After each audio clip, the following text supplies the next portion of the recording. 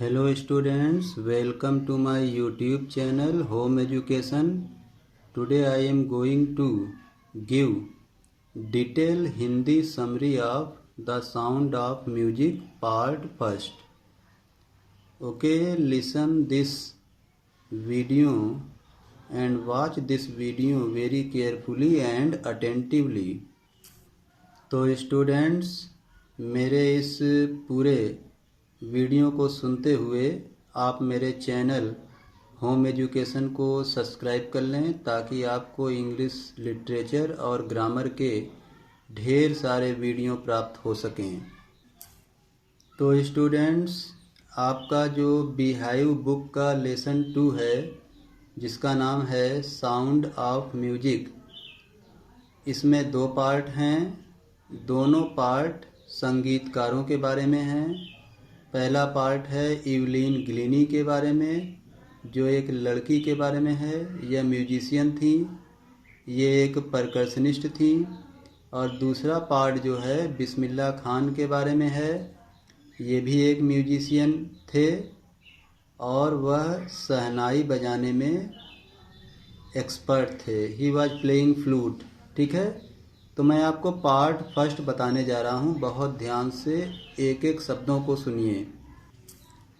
तो इवलिन ग्लिनी की बात चल रही है। इवलिन ग्लिनी का जन्म स्कॉटलैंड में हुआ था और वह एक साधारण सी लड़की थी। साधारण सी स्कॉटलैंड के किसान वाले फैमिली में बिलोंग करती थी। स्कूलों में पढ़ती थी और उनका जीवन ठीक ठाक बचपन बीत रहा था। लेकिन जब तक वह 8 साल की हो गई तो अचानक ही उनके जीवन में एक घटना घटी। अब घटना क्या घटी कि एक दिन वह पियानो बजाने के लिए प्रतीक्षा कर रही थी, तो उनकी मम्मी यानी इवलिन ग्लिनी की मम्मी इजाबेल ग्लिनी ने उनको पुकारा, बुलाया। लेकिन इवलिन ग्लिनी ने अपनी मम्मी की बात सुनी ही नहीं। उनकी मम्मी को बड़ा आश्चर्य हुआ कि अरे मेरी बेटी ने मेरी बात सुनी नहीं। तो उनको ये आभास हो गया कि शायद मेरी बेटी बहरी हो रही है, धीरे धीरे करके बहरी हो रही है। बहरहाल इस घटना को इग्नोर कर दिया गया। लेकिन धीरे धीरे समय जब बीतता गया तो इवलिन के स्कूल का जो परफॉर्मेंस होता है वो भी ख़राब होने लगा।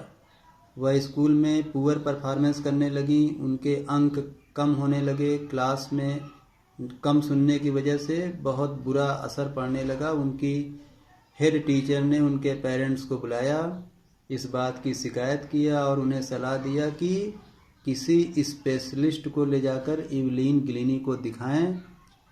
और फिर उन्हें स्पेशलिस्ट को दिखाया गया। स्पेशलिस्ट ने ये बात बताया कि नर्व डैमेज के कारण उनकी सुनने की क्षमता धीरे धीरे करके कम होती जा रही है और वो बहरेपन की शिकार होती जा रही हैं। और उस स्पेशलिस्ट ने यह भी बताया कि इन्हें जो है सुनने वाली मशीन लगा करके किसी बहरे वाले बच्चों वाले स्कूल में भेज दिया जाए। ये बात सुन करके इवलिन के आंखों के सामने अंधेरा छा गया, क्योंकि अब तक तो उसकी लाइफ नॉर्मल चल रही थी। लेकिन अब ये बात सुन करके उसकी आंखों के सामने अंधेरा छा गया। उसे बहुत ही निराशा हुई, बहुत ही परेशानी हुई कि अब मुझे अपना स्कूल चेंज करना पड़ेगा और तरह तरह की परेशानियां जो होती हैं। बहरहाल जो किस्मत में लिखा था वो तो होना था।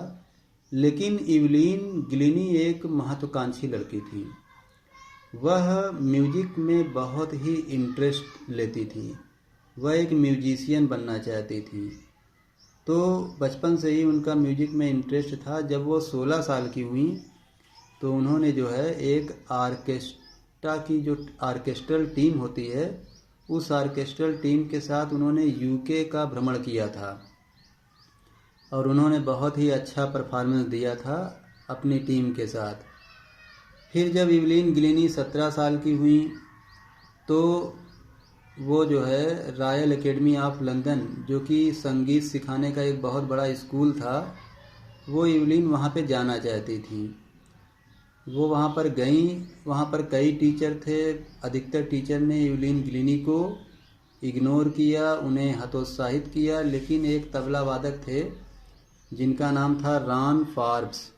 उन्होंने इवलिन गिलिनी के परफॉर्मेंस को समझा, देखा और जाना। उन्होंने इवलिन गिलिनी के सामने दो बड़े बड़े नगाड़े, एक नगाड़ा धीमे स्वर में बजाया और एक नगाड़ा तेज स्वर में बजाया। तो इवलिन ने जो धीमे स्वर में नगाड़ा बजाया गया था उसकी आवाज़ अपने कमर के नीचे वाले हिस्से तक में सुनी, और जो नगाड़ा तेज बजाया गया था उसे अपने कमर के ऊपर वाले हिस्से में सुनी। तो इस तरह से रॉन फॉर्ब्स ने इवलिन को समझाया कि तुम सुन भले ही नहीं सकती हो, लेकिन तुम साउंड को अच्छे तरीके से महसूस कर सकती हो।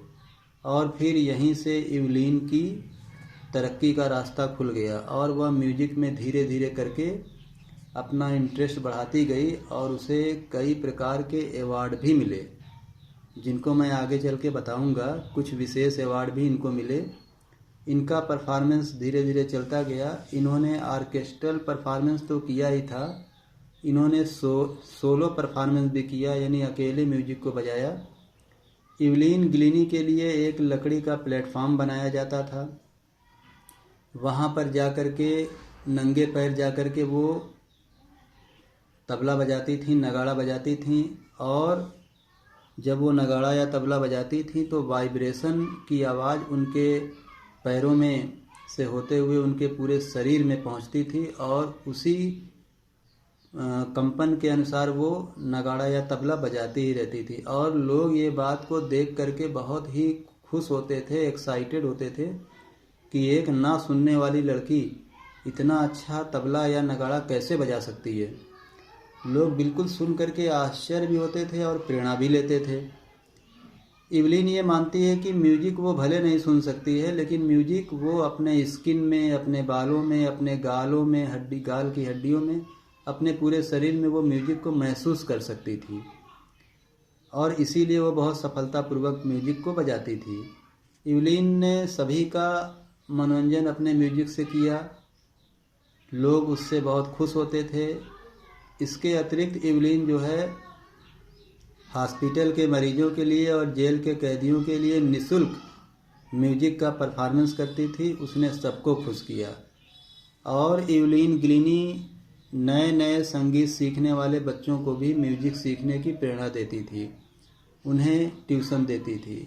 तो इससे नौजवानों में एक बहुत ही बड़ी रुचि पैदा हुई, और वो भी सोचने लगे कि अगर ये कर सकती है तो हम भी कर सकते हैं। इवलिन ने सबके अंदर एक समझ लीजिए आशा की ज्योति जगा दिया, और बहुत अच्छी म्यूजिशियन ये साबित हुई। इवलिन गिलिनी ने जब ऑडिशन दिया था रॉयल एकेडमी ऑफ म्यूजिक में, तो इन्होंने सबसे हाईएस्ट स्कोर प्राप्त किया था, जो कि उस इंस्टीट्यूट का रिकॉर्ड बन गया, ऐतिहासिक रिकॉर्ड। अच्छा, इवलिन गिलिनी को Philharmonic societies prestigious soloist of the year award भी मिला था, जो कि अपने आप में बहुत ही बेजोड़ अवार्ड है। इसके अलावा इवलिन कई प्रकार के संगीत यंत्रों को, वाद्य यंत्रों को बजा लेती थी। वो एक अच्छी परकशनिस्ट तो थी ही, लेकिन साथ में वो कई वाद्य यंत्रों को बजा लेती थी, चाहे वो वाद्य यंत्र नेटिव हों या फिर इंटरनेशनल हों, और उनको सफलतापूर्वक बजा लेती थी, और उनको कई अलग अलग प्रकार के अवार्ड और सम्मान मिले। तो अब मैं आपको ये बताना चाहता हूँ कि इवलिन को कौन कौन से लोगों ने प्रोत्साहित किया और कौन कौन से लोगों ने इवलिन के बारे में कुछ बातें कहीं। जैसे कि इवलिन को प्रोत्साहित करने वाले एक तबला वादक हैं जिनका नाम है रॉन फॉर्ब्स, जो कि रॉयल एकेडमी ऑफ लंदन के टीचर हैं। तो रॉन फॉर्ब्स ने इवलिन को प्रेरणा दिया। उन्होंने नगाड़ा बजाया, 2 नगाड़ा बजाया, एक धीमे सुर में, एक तेज सुर में। तो इवलिन को उन्होंने ये सिखाने की कोशिश किया कि वो सुन नहीं सकती है, लेकिन वो समझ सकती है। तो ये प्रोत्साहित करने वाले उनके टीचर हैं रॉन फॉर्ब्स। अब मैं आपको दूसरे एक टीचर का नाम बता रहा हूँ, उनका नाम है जेम्स ब्लेड्स। ये भी एक टीचर हैं। ये मानते हैं कि ईश्वर ने इवलिन की सुनने की क्षमता भले ही छीन ली हो, लेकिन उसी ईश्वर ने इवलिन को अनोखी चीज़ें प्रदान किया है। जो हम सुन सकते हैं वो उसे हम लोगों से ज़्यादा अच्छा और गहराई से सुन सकती है, भले ही उसके सुनने की क्षमता न हो। तो इवलिन अपने शरीर के भिन्न भिन्न अंगों से भी सुन सकती थी और अच्छे से सुन सकती थी। अब बात आई कुछ और भी बातें हैं। जब इवलिन अपना परफॉर्मेंस मंच पे करती थी तो वो सारे म्यूजिशियंस की शक्ल भी देखती थी और उनकी चेहरे के अनुसार, चेहरे की जो मूवमेंट होता है उस मूवमेंट के अनुसार वो अपना तबला वादन या नगाड़ा वादन करती थी, तो जिससे बहुत ही अच्छे सुर में वो म्यूजिक बजाने में सफलता प्राप्त कर ली थी।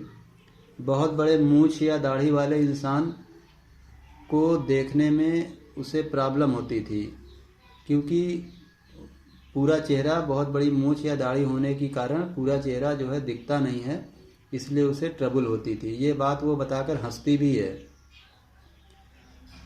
तो ये था इवलिन गिलिनी के बारे में। इवलिन गिलिनी बहुत अच्छे से स्कॉटिश लैंग्वेज बोलती है, क्योंकि इवलिन मानती है कि जब तक वह 11 साल तक की हुई थी वो सुन सकती थी, तो इसलिए वो स्कॉटिश लैंग्वेज अच्छे से बोलती थी। और लेकिन जहाँ तक जापानीज और फ्रेंच लैंग्वेज की बात है या अदर लैंग्वेज की बात है, उसने इसको कैसे सीखा, ये बहुत ही अनोखी बात है, बहुत ही एक्स्ट्रा ऑर्डिनरी बात है और अपने आप में एक विलक्षण बात है।